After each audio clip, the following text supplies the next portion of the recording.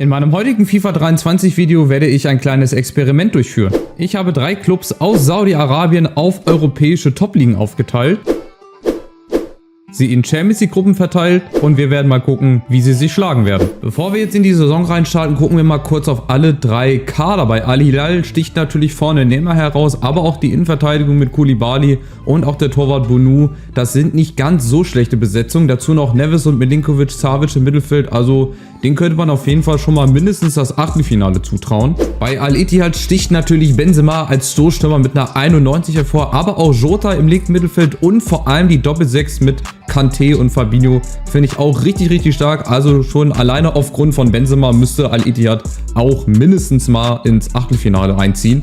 Und zum Schluss haben wir noch Al-Nassr mit Ronaldo vorne. Mit ihm begann ja sozusagen diese Spielerflucht von Europa nach Saudi-Arabien. Dazu Mané auf der linken Seite mit Brozovic und Fofana, auch ein richtig gutes Mittelfeld. Dazu in der Innenverteidigung noch mit Laporte und Ospina im Tor ist auch kein Unbekannter. Also auch Al-Nassr ist, denke ich mal, ein Weiterkommen in die K.O.-Runde zuzutrauen. Nach den ersten 3 Spielen in der Gruppenphase befindet sich Al-Nassr in Gruppe B auf einem Europa-League-Platz hinter dem RS Lens und dem FC Arsenal.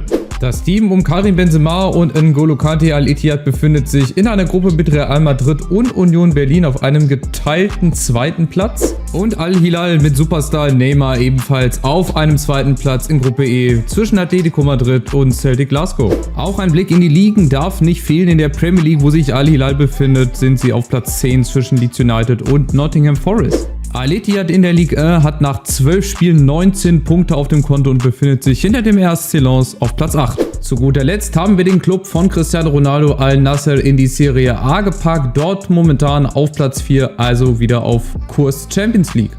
Nach der Gruppenphase sehen wir Al Hilal auf einem 2. Platz in der Gruppe E hinter Atletico Madrid und ganz knapp vor Feyenoord Rotterdam. Auch Al-Ittihad, der Club rund um Karim Benzema, setzen sich durch in ihrer Gruppe gegen Real Madrid und ganz knapp auch vor dem SC Braga.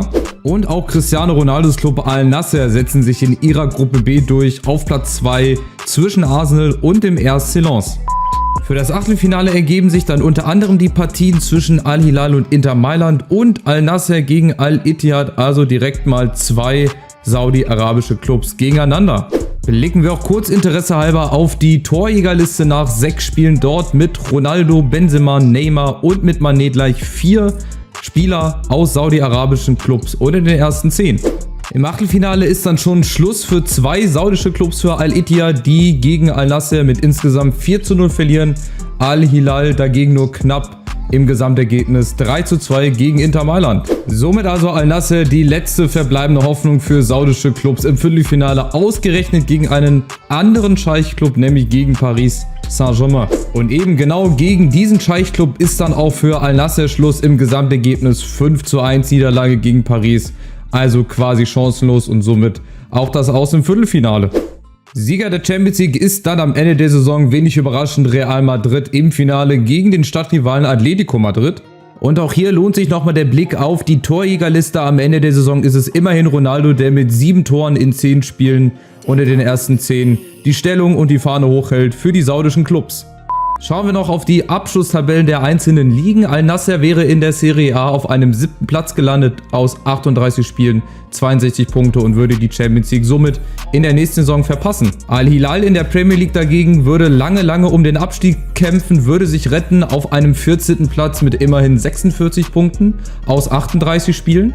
Auch Al-Ittihad würde die Champions League verpassen. Aus 38 Spielen holen sie 61 Punkte und somit nur Platz 6.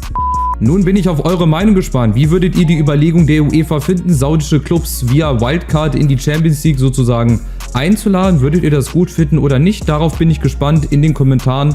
Lasst dem Video einen Daumen nach oben da, ein kostenloses Abo und schreibt auch gerne Vorschläge rein für Experimente in EA Sports FC 24. Da geht es ja dann auch bald rund hier auf meinem Kanal. Ich bedanke mich fürs Zuschauen, hoffe es hat euch gefallen, bleibt gesund, wir sehen uns. Ciao, ciao.